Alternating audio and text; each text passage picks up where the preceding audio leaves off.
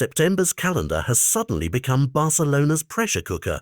With a La Liga fixture against Valencia locked in for September 13-14 and the Camp Nou still pending final city clearance, the club has been forced into a logistical sprint that could reshape how modern football balances rules and realities.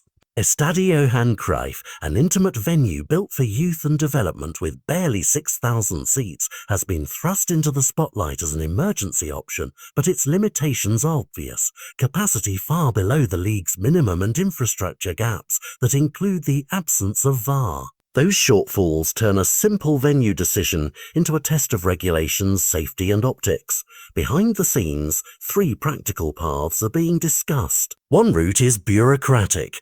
Request an exceptional dispensation from La Liga to allow a top-flight match at a substandard capacity for a single occasion. That would require the league to balance compassion against principle, making an exception for one of the world's largest clubs while signalling whether rules are truly fixed or negotiable. A second, more operational option involves rapid engineering. Erect temporary stands to push Johan Cruyff's capacity closer to the required threshold and hastily install the technical systems needed for VAR and broadcast. This is expensive, risky, and timeline sensitive. Every extra hour brings more inspections and paperwork. The third option, the least desirable for some, is a forced compromise. Play at Camp Nou with only a limited number of sections open if municipal inspectors authorize a partial reopening, preserving the ground's symbolism, but reducing revenue and changing the atmosphere.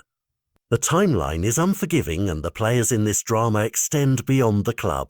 City officials must sign off on safety and occupancy. League technical teams must approve any temporary construction and hardware installation, and broadcasters will insist on certain standards before they air the match. The visit by La Liga representatives to Johan Cruyff underlines the seriousness of the contingency planning. This isn't theoretical. Authorities are surveying sightlines, power supplies, and logistics with a clipboard and a calendar. For Barcelona executives, the calculation is as much about optics as it is about logistics. Keeping a home game at Camp Nou has meaning beyond 3 points. It's about identity, sponsors, and a narrative that fans and global viewers expect.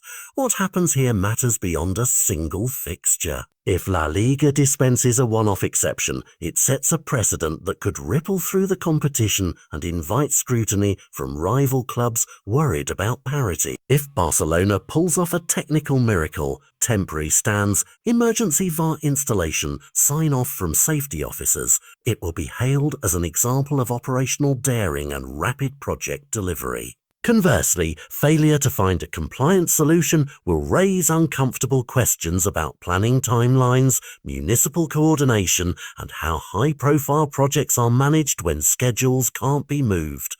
There are human consequences too. For players, the venue affects routine and psychology. Preparing for a match under the bright roof of Camp Nou feels different than warming up at a compact, echoing Johan Cruyff. For supporters, the decision will shape emotion. Some imagine the intensity of a packed, smaller ground as electric and intimate. Others see a pared-back camp, new as a loss of ritual and scale. Social channels are already divided. Calls for urgency and pragmatism, pleas for tradition and patience, and the inevitable commentary about who might be blamed if the fixture slips or the stadium opens only partially. When the final call is made, it will reveal more than a location. It will reveal how modern football reconciles competing demands, safety versus spectacle, municipal caution versus commercial pressure, league consistency versus individual circumstance. Fans should watch the timelines closely. Municipal clearance, technical approvals, and La Liga sign-off will all happen within days, because those signatures will determine whether the opening chapter of Barcelona's season is staged at its historic home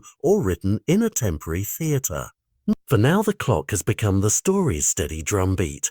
The coming days will show whether Barcelona can convert contingency into a compliant, watchable reality, or whether regulators and reality will force a different path. Either way, the outcome will be a snapshot of modern football's ability to adapt under pressure, and a reminder that behind every kickoff lies a tangle of permits, engineering and decisions that matter as much as the tactics on the pitch.